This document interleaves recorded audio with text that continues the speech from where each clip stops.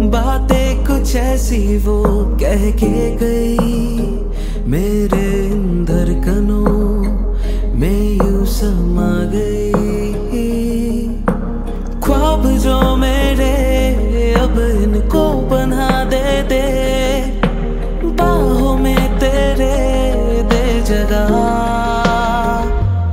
अब मुझे बोलना है सारी वो जो बातें दिल में है, তোমাকে চাইছি আরো বেশি, কি করে বলবো ভালোবাসি। कि अब खोलना है सारी वो जो राज दिल में है, তোমার ঠোঁটে মুচকি হাসি আমি বড্ড ভালোবাসি। আমার এমন একটা জায়গার সন্ধান চাই যেখান থেকে একান্ত নিভৃতে নির্জনে কাঞ্চনজঙ্ঘার রূপ সৌন্দর্য উপভোগ করতে পারবো দিনের সবটা সময় ধরে। কান পেতে মন ভরে পাহাড়ি শব্দ শুনবো, সঞ্চয় করে রাখতে পারবো কিছু চিরসবুজ স্মৃতি। আর তারই সন্ধানে চললাম লোলেগাঁও। চলেছি লোলেগাঁওয়ের একটা ছোট্ট পাহাড়ি গ্রাম ডাবলিংয়ে। এই ভিডিওটা কিন্তু একটু লম্বা হবে, সকলকে অনুরোধ করব ধৈর্য ধরে দেখার জন্য, কারণ এতে আছে প্রচুর অজানা তথ্য। পাবং হয়ে নেওড়া ভ্যালি ন্যাশনাল পার্কের মধ্যে দিয়ে যাওয়ার সময় পথের ধারে পড়লো সানরাইজ ভিউ পয়েন্ট। তো আমরাও সেই সানরাইজ ভিউ পয়েন্ট দেখতে নেমে পড়লাম। যেহেতু পুরো রাস্তাটাই জঙ্গলের মধ্যে দিয়ে, তো এখানটা চিনবার জন্য, সানরাইজ ভিউ পয়েন্টটা চিনবার জন্য এখানে একটা সাইনবোর্ড, একটা কংক্রিটের মধ্যে লেখা রয়েছে যে সানরাইজ ভিউ পয়েন্ট লোলেগাঁও। এটা 1976 এ এই ভিউ পয়েন্টটা তৈরি হয়েছিল।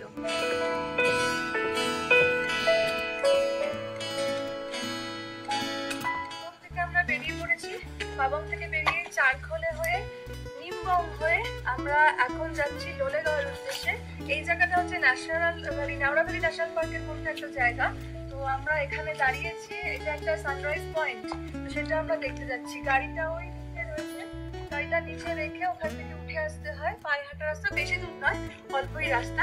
তো আমরা উপর দিকে যাচ্ছি ওই সানরাইজ ভিউ পয়েন্টটা দেখতে। এটা নেওড়া ভ্যালি ন্যাশনাল পার্কের মধ্যে একটা জায়গা।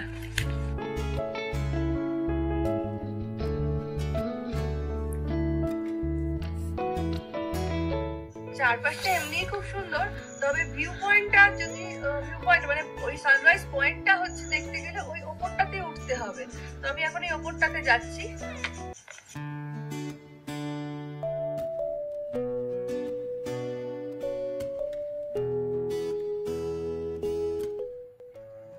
আমার পিছন দিকে যে জায়গাটা দেখা যাচ্ছে, এটা নেওড়া ভ্যালি ন্যাশনাল পার্কের পুরো পার্টটা, পুরো এই সমস্ত জায়গাটা এই জঙ্গলের।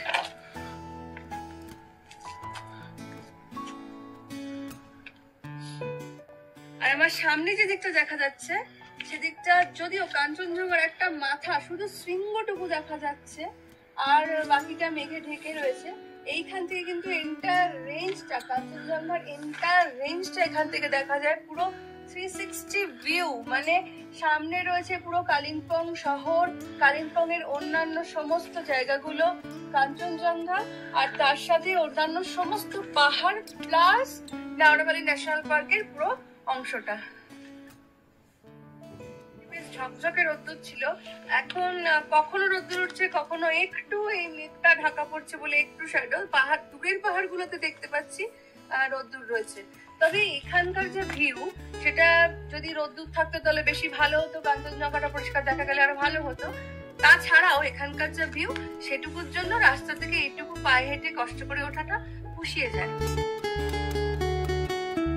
এখানে বলে রাখি, যেহেতু আমরা নেওড়া ভ্যালি ন্যাশনাল পার্কের মধ্যে রয়েছি এবং এই পার্কটা যে জন্য বিখ্যাত সেটা হচ্ছে বার্ড ওয়াচিং এর জন্য।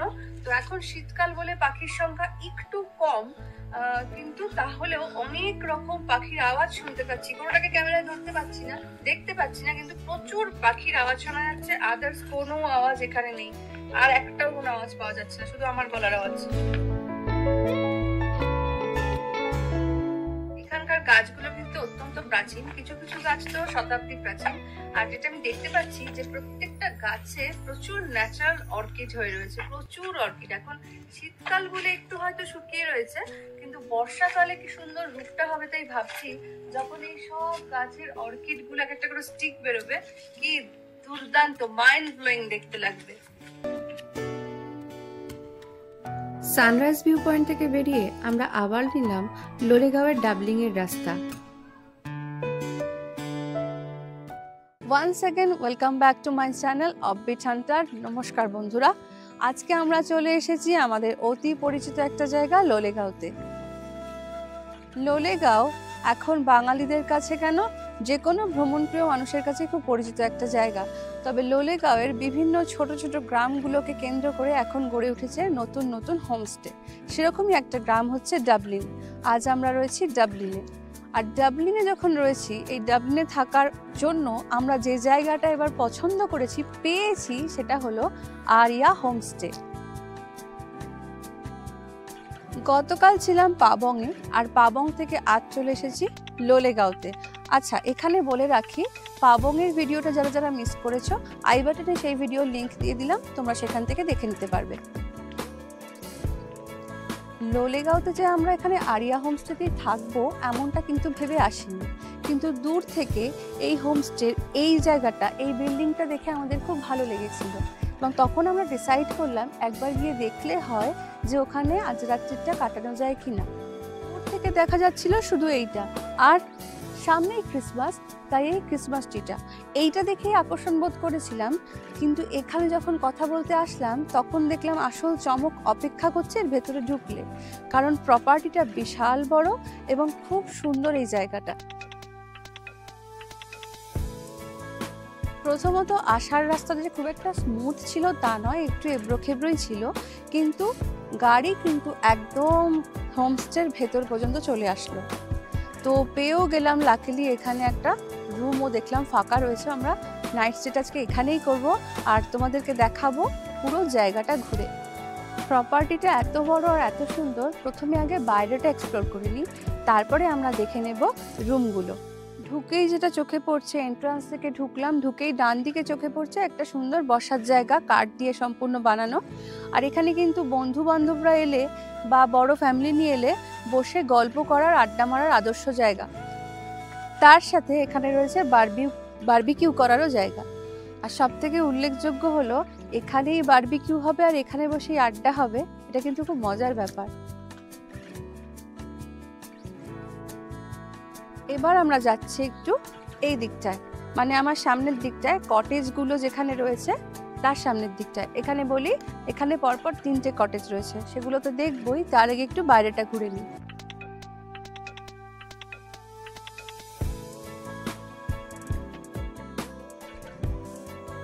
যতটা চোখ যাচ্ছে আমার সামনে পাশে, এই জায়গাটা পুরোটাই আরিয়া হোমস্টের প্রপার্টি। কটেজগুলোর ঠিক ডান দিকেই রয়েছে একটা ভিউ পয়েন্ট মতো করা জায়গা রয়েছে। আমি ওইখানটা যাচ্ছি, আমার মনে হচ্ছে যে ওইখানটা উঠলে বোধহয় ওখান থেকে অনেকটা জায়গা দেখা যাবে।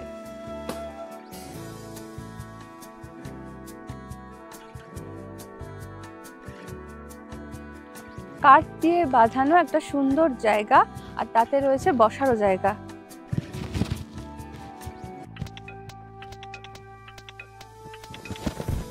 এখান থেকে কিন্তু দেখা যাবে কাঞ্চনজঙ্ঘার এন্টায়ার রেঞ্জটা। যদিও আজকে একটু ফগ আছে, সেজন্য আমরা দেখতে পাচ্ছি না, কিন্তু দেখা যায় এখান থেকে একদম পুরো পাহাড়, অন্যান্য পাহাড় এবং কাঞ্চনজঙ্ঘার সবকটা শৃঙ্গ।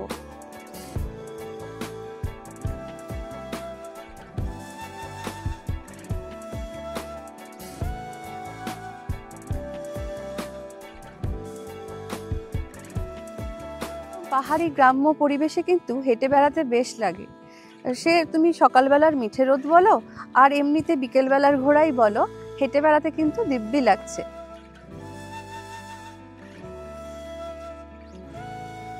এবার আমরা চলে যাই ওই দিকটায়। এই প্রপার্টির তো অনেকটা জায়গা, তো এই জায়গাটা সাধারণত ছোট ছোট ভেজিটেশন ওনারা করে থাকেন বা কিচেন গার্ডেন করে থাকেন, আর ফুল থাকে। যেহেতু এখন এক্সট্রিম ঠান্ডা, তো সেই জন্য ফুলগুলো এখানটা একটু গাছ একটু রুখা সুখা হয়ে রয়েছে। বাঁধাকপি চাষ করা হয়েছে, আর একটা অন্য কিছু গাছ আছে, আমি ওই গাছটার নাম বুঝতে পারছি না কি জিনিস, কিন্তু এটা বুঝতে পারছি এটা বাঁধাকপি চাষ করা হয়েছে। পাশ দিয়ে যে গাছগুলো লাগানো হয়েছে সেগুলো ভবিষ্যতে যখন বড় হয়ে যাবে দেখতে তখন আরো সুন্দর লাগবে। এবার আমরা একটু ওপর দিকটায় দেখে আসি।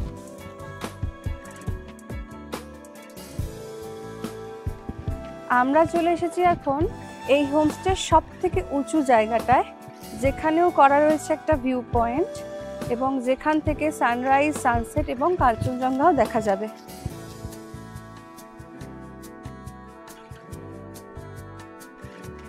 এখান থেকে কিন্তু গোটা প্রপার্টিটা দেখা যাচ্ছে, তার সাথে আশপাশের পাহাড়ে 360 ভিউ পাওয়া যাচ্ছে পুরো।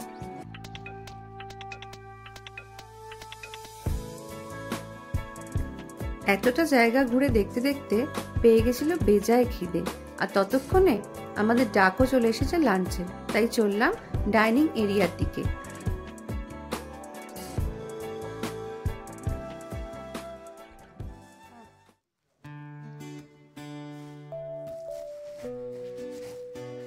লাঞ্চের জন্য আমরা চলে এসেছি এখন ডাইনিং স্পেসে।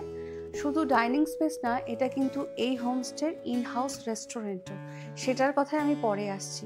তার আগে এখানে ঢুকে আমি মুগ্ধ হয়ে গেছি ডাইনিং স্পেসটা দেখে, এত সুন্দর করে সাজানো এই জায়গাটা। একটা বড় সোফা দেওয়া রয়েছে, এল প্যাটার্ন সোফা দেওয়া রয়েছে, সঙ্গে টি টেবিল, কুশন, এখানে দুটো আরও বসার জায়গা রয়েছে, আর একটা বড় টেবিল রয়েছে, 8 সিটার একটা টেবিল রয়েছে। আর যদি এর থেকেও বেশি লোকের প্রয়োজন পড়ে তার জন্য একটা বড় বেঞ্চ দেওয়া রয়েছে, সেখানে বসেও খাবারগুলো খাওয়া যায়। ডাইনিং স্পেস শুধুমাত্র খাবার খাওয়ার জন্য নয়, এখানে উইন্ডো থেকে বলা ভালো, দুটো ওয়ালই পুরো গ্লাসের, তো যার জন্য এখানে বসে পুরো প্রকৃতিটাকে দেখা যাবে, এদিকে দুপাশ থেকেই একদম পুরো দুদিকটা দেখতে দেখতে খাবারটাকে এনজয় করা যাবে।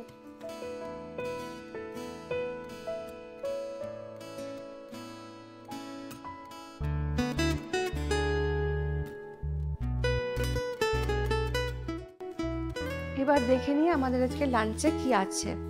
প্রথমত তো সাজানোটা খুব সুন্দর, এখানে রয়েছে একদম গরম ভাত, ডাল, আলু ভাজা, একটা মিক্সড ভেজ যার মধ্যে আমি কর্ন দেখছি, আর চিকেনটাকে দেখতে কিন্তু ভীষণ ডিলিশিয়াস লাগছে। আই হোপ খেতেও সেরকমই হবে, আর সঙ্গে স্যালাড রয়েছে।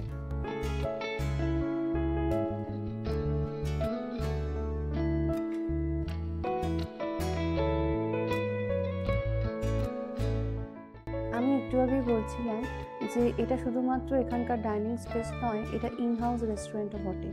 মানে এখানে যদি কেউ নাও থাকে, কোনো গেস্ট থাকলো না, কিন্তু তারা বাইরে থেকে এসে এখানে খাবার অর্ডার দিয়ে খেয়ে যেতে পারে। আর এখানে কিন্তু বিভিন্ন রকমের খাবার পাওয়া যায়, শুধুমাত্র ইন্ডিয়ান নয়, চাইনিজ এবং বিভিন্ন রকমের খাবার অর্ডার করা যায়, তার জন্য একটা মেনু কার্ডও আছে। খাবারগুলো দেখতে এতটাই ডিলিশিয়াস যে আমি আর ওয়েট করতে পারছি না, সেই জন্য একটু টেস্ট করে দেখতে হবে।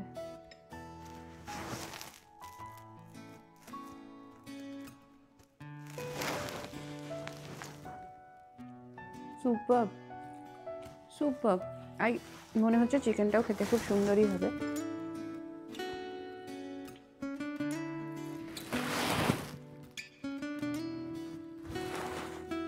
অসাধারণ, দারুণ খেতে। ডাইনিং এরিয়ার বাইরেই রয়েছে সাকুলেন্ট আর বিভিন্ন রকম অর্কিড দিয়ে সাজানো এই সুন্দর জায়গাটা।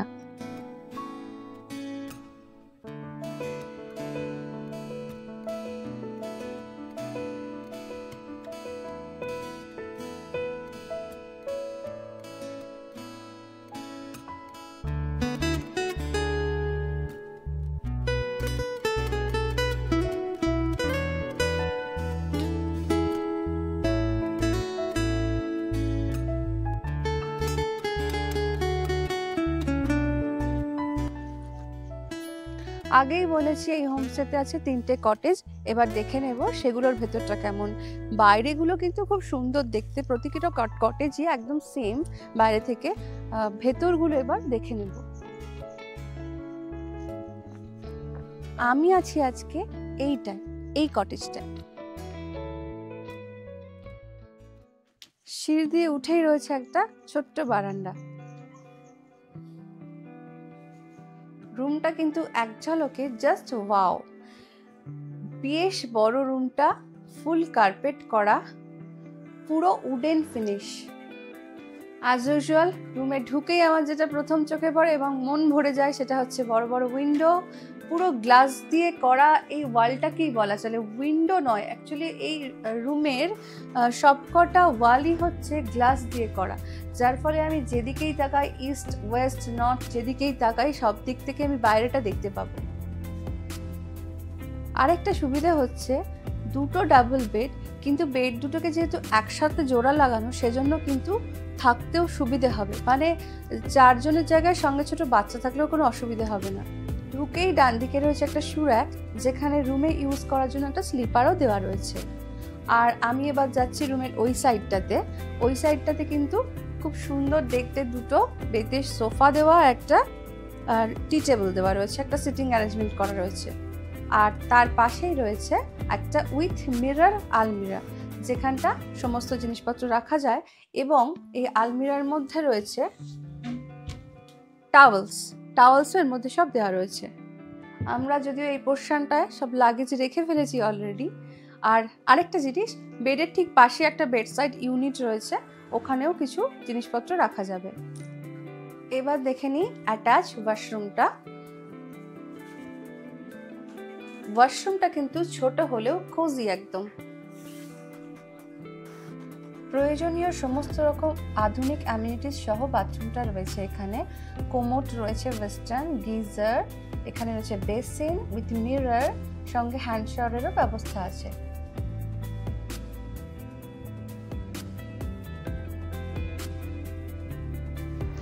এবার দিয়ে দিই কিছু গুরুত্বপূর্ণ তথ্য।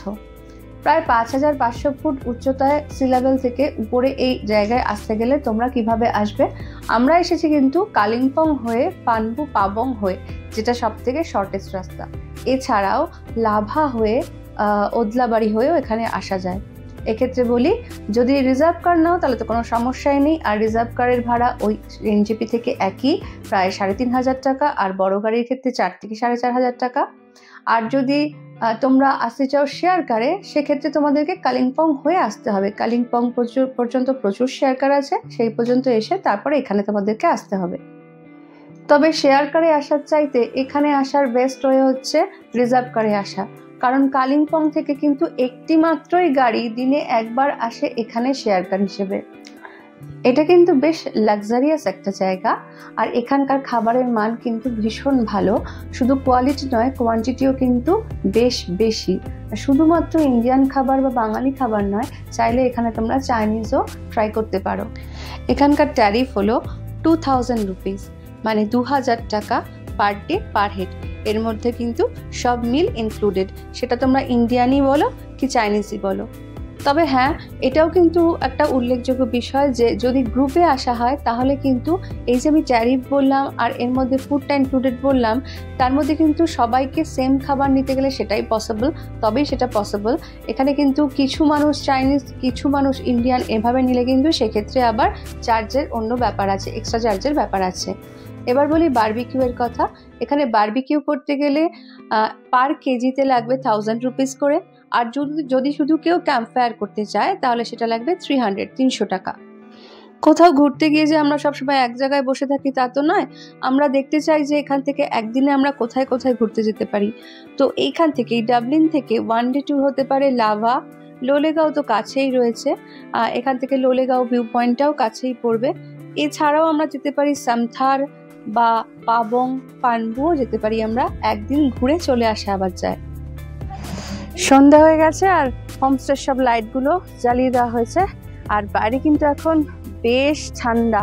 তবে একটা দিক থেকে ভালো যে এখন হাওয়াটা দিচ্ছে না। কালকে হাওয়া দিচ্ছিল বলে আমরা বনফায়ার বা বারবিকিউ করতে পারছিলাম না, আজকে সেই হাওয়াটা নেই। বাইরে এখন এতটাই ঠান্ডা, 10 ডিগ্রির কাছাকাছি হবে। আমার তো খুব শীত করছে আর আমি সবগুলো পরে নিয়েছি, তাই আমার দিকে বিশেষ একটা নজর দিও না। আর আমাদের আড্ডা এখানে জমে গেছে, ওখানে বারবিকিউ হচ্ছে, আর এখানে হোমস্টের সব দাদারা ভাইরা গান করছে গিটার বাজিয়ে। তো একটা দারুণ পরিবেশ তৈরি হয়েছে।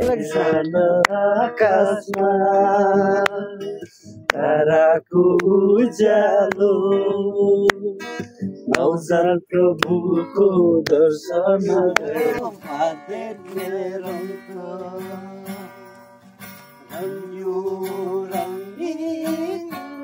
सुंदरी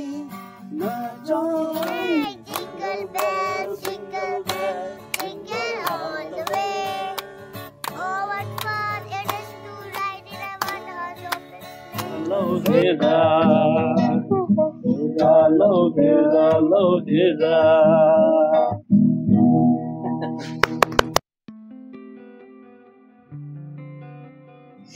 এখানে আমাদের বারবিকিউ অলমোস্ট রেডি হয়ে গেছে, আর ওদিকে চলছে গান, সঙ্গে গিটার। তো আমাদের barbecue is ready and served. তোমরাও যদি এরকম পেতে চাও, উপভোগ করতে চাও এরকম ঠান্ডা, চিল ঠান্ডার মধ্যে, তাহলে তোমরাও এরকম চলেই আসতে পারো আরিয়া হোমস্টেতে।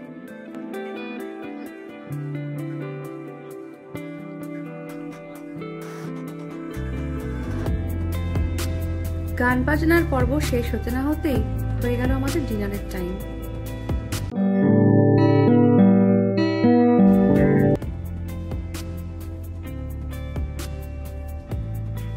ডিনার করতে এসে আমি তো জাস্ট অবাক হয়ে গেছি, কি কি আয়োজন রয়েছে সেটা শুধু আমি দেখাচ্ছি আজকের দিনের জন্য। It's looking so palatable and I am ready to grab on it. Fried rice রয়েছে, ভেজ নুডলস রয়েছে, এখানে চিলি চিকেন, এটা রাশিয়ান স্যালাড, যা চিকেন মোমো, আর এটা হচ্ছে একটা চাইনিজ ভেজিটেবল, আর পাশে রয়েছে একটা সস। এটা দুপুরে আমি খেয়ে বুঝতে পেরেছি যেমন ডিলিশিয়াস দেখতে সেরকম খেতে। তো এগুলো দেখেও বুঝতে পারছি সেরকমই হবে। বাদবাকিটা তোমাদেরকে কালকে জানাচ্ছি।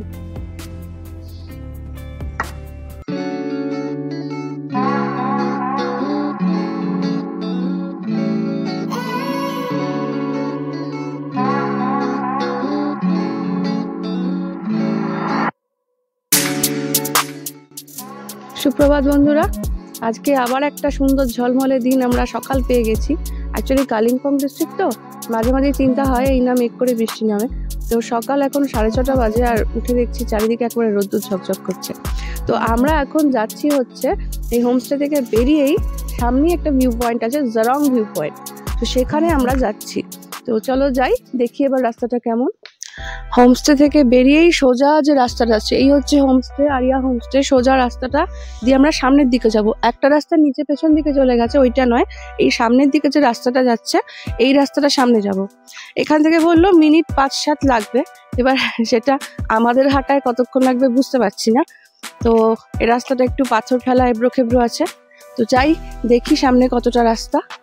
আপাতত আমরা একটু ওপর দিকে উঠছি। জাস্ট কয়েক পা এসেই এরকম একটা টার্নিং পড়ছে, এই একদম একটা ইউটার্ন, একটা রাস্তা রাইট সাইডে চলে গেছে আর একটা ইউটার্ন পড়ছে। তো আমাদেরকে বললো যে এই টার্নিং পয়েন্ট থেকে আবার নিচের দিকে একটু যেতে হবে। বেশ খানিকটা নিচে নামছি, নিচে নামতে কষ্ট হচ্ছে না, এবার ওঠার সময় হবে কষ্টটা। আচ্ছা, কাল রাত্রে বলেছিলাম খাবার খেয়ে কেমন লাগলো সেটা জানাবো। এই এখন যেতে যেতেই কথাটা বলে নিই, খাবারগুলো কিন্তু সত্যি অসাধারণ অসাধারণ। মানে চাইনিজ ফুড, একদম অথেন্টিক খাবার চাইনিজ। যে আমাদের যে সবজিটা দিয়েছিল না, চাইনিজ ভেজিটেবলটা একদম অথেন্টিক চাইনিজ ফুড। তো যারা চাইনিজ খেতে ভালোবাসে তাদের জন্য তো দুর্দান্ত, আর আমাদেরও খুব ভালো লেগেছে। এবং কোয়ান্টিটি প্রচুর, মানে আমরা যে 2 জনের জন্য বলেছি সেটা 4 জনের খেয়েও বেশি হবে, এতটাই। পাখির আওয়াজ ছাড়া এখানে আর কিছু পাওয়া যাচ্ছে না। আর ওই পাহাড়ের একরকম পোকা হয় না, ঝিঝির করে ডাকতে থাকে, ওই রকম পোকার আওয়াজ আর পাখির আওয়াজ ছাড়া কিছু পাওয়া যাচ্ছে না। আর আমি দেখতে পাচ্ছি দূরে পাহাড়গুলোতে সব এখন রোদ্দুর এসে পড়েছে।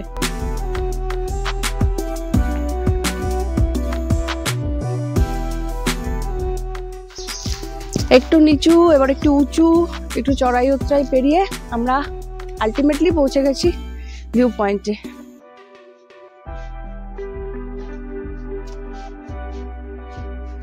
জায়গাটা একদম নির্জন, বোধহয় আমাদের ছেড়ে বোধহয় 1-2 জনই আছে। জরং, ওখানে বোর্ড দেওয়া রয়েছে জরং ভিউ পয়েন্ট। তো গেট দিয়ে ঢুকে একদম সরু একটা রাস্তা, একদম বাগানের মধ্যে দিয়ে একটা সরু রাস্তা নেমে গেছে। দুপাশে পুরো গাছগুলো একেবারে গায়ে এসে পড়ছে।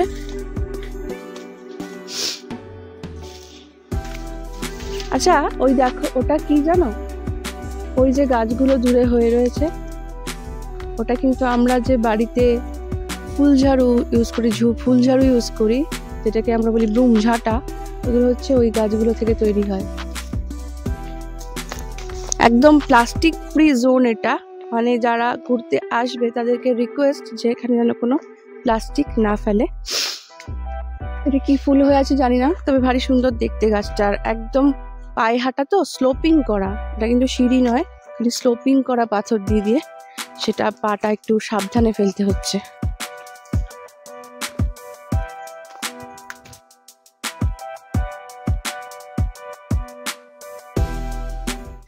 তো এটা হচ্ছে সেই জায়গা।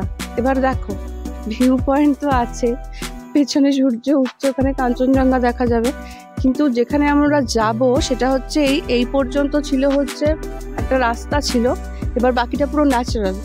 মানে এই যে পাথরগুলো দেখছো বিরাট বড় বড় পাথর, এই দুটো বড় বড় পাথরের মাঝখান থেকে এরকম সিঁড়ি করা রয়েছে, কাঠের সিঁড়ি করা রয়েছে, মানে পাথরগুলো পুরো ন্যাচারাল, বিরাট বড় বড় পাথর, আর এই কাঠের সিঁড়ি দিয়ে পুরো নিচে নেমে ওই পাথরের ওপর গিয়ে হচ্ছে ভিউ পয়েন্টটা এন্ড হচ্ছে ওখানে। এই যে সরু সিঁড়িটা কাঠের, এটা দিয়ে নিচে নেমে গেছি। এবার সামনে দেখবো, সামনেও বড় বড় সব পাথর, ওখানটা গিয়ে দাঁড়াতে হবে, মানে ওটা লাস্ট, সুতরাং ওখানেই আলটিমেটলি যেতে হবে।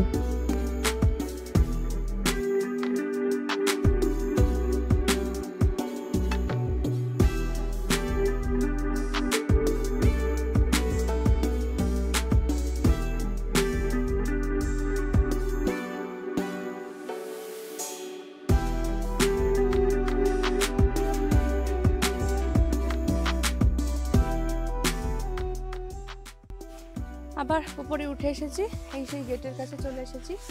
তো অনেকটা রাস্তা নামতে হয়, অনেকটা রাস্তা উঠতে হয়, তবে এই যে কষ্ট করে উঠলাম নামলাম সেটাই কিন্তু কষ্টটা সার্থক, ওই জায়গাটা গিয়ে যা দেখলাম। তবে যাই হোক না কেন এই জায়গাটা কিন্তু নট রেকমেন্ডেড ফর বয়স্ক মানুষ।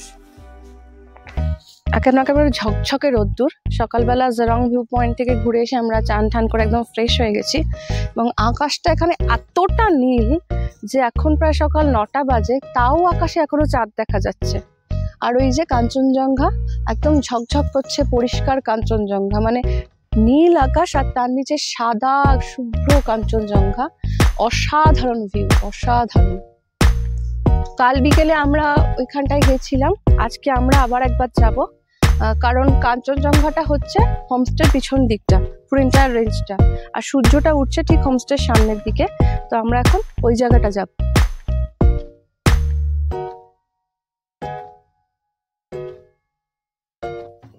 মনে হচ্ছে এখানে দাঁড়িয়ে দাঁড়িয়ে সময় কাটিয়ে দিই, এত সুন্দর দেখাচ্ছে, আর প্রকৃতিও যেন এখন এখানে একেবারে নিজেদেরকে ঢেলে সাজিয়েছে। পুরো সবুজ চারিদিক, শুধু পাখির আওয়াজ, আর সামনে কাঞ্চনজঙ্ঘা, পরিষ্কার নীল আকাশ। জায়গা না যে আমাদের তো ভালো লাগছেই, তবে আমার মনে হচ্ছে যদি বাচ্চারা আসে তারা কিন্তু খেলার অনেকটা জায়গা পাবে। এই পুরো গোটা জায়গাটা খেলার, মানে এন্টার জায়গাটা ওরা খেলে বেড়াতে পারবে।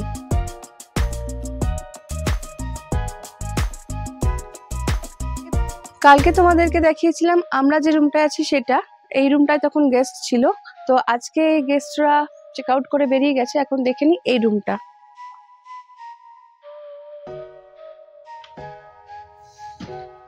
ওই যেমন বলেছিলাম ওয়াও রুম, একদম একদম সেম অ্যাকোমোডেশন। ঢুকেই বড় বড় জানলা চোখে পড়ছে, এখানে একটা ডাবল বেডকে জয়েন করা রয়েছে, এখানে স্লিপার দেওয়া আছে উইথ শু র্যাক, একটা ডাস্টবিন রয়েছে। রুমের এই পিছনের জানলা দিয়ে দেখা যাচ্ছে কাঞ্চনজঙ্ঘাকে, আর এখানে রয়েছে একটা আলমারি, আর এখানে সিটিং অ্যারেঞ্জমেন্ট।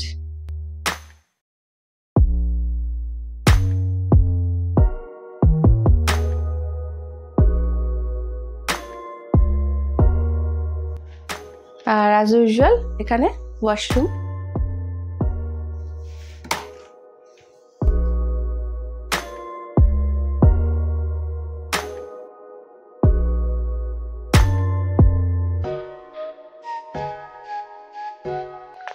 একটু পরেই আমরা এখান থেকে ব্রেকফাস্ট করে বেরিয়ে যাব, চলে যাব আরো একটা নতুন জায়গায়। দুদিনের ছুটি, সেই ছুটিতে এরকম একটা সুন্দর জায়গা, একটা স্পেসিয়াস জায়গা, একদম প্রকৃতির মধ্যে, পেছনে ঝকঝকে কাঞ্চনজঙ্ঘা দেখা যাচ্ছে, আর তার সাথে এত সুস্বাদু সব খাবার দুপুর, রাত্রে, সকালে, সব সময়, আর এনাদের আন্তরিক ব্যবহার। তো আর কি চাই, এর থেকে আর কি চাই আমরা একটা ছোট্ট ছুটি কাটানোর জন্য। 2 দিন ছুটি আর একটু লাক্সারিয়াস ভাবে কাটাবো। তো এটা আমার মনে হয়েছে সেরকম একটা জায়গা, ওয়ান অফ দ্য বেস্ট জায়গা ইন লোলেগাঁও। তো সেরকমই একটা জায়গায় আমরা কাল রাত্রে ছিলাম এবং আমার অভিজ্ঞতা একদম নতুন, খুবই ভালো, এবং এনাদের ব্যবহার কিন্তু ভীষণই ভালো। ভিডিও কেমন লাগলো সেটা তো তোমরা কমেন্ট করে আমাকে জানাবেই, আর তার সাথে কিন্তু ভুলো না অবশ্যই লাইক, শেয়ার অ্যান্ড সাবস্ক্রাইব করতে আমার চ্যানেলটা। তো থ্যাংক ইউ ফর ওয়াচিং, আজকের জন্য এখানেই টাটা।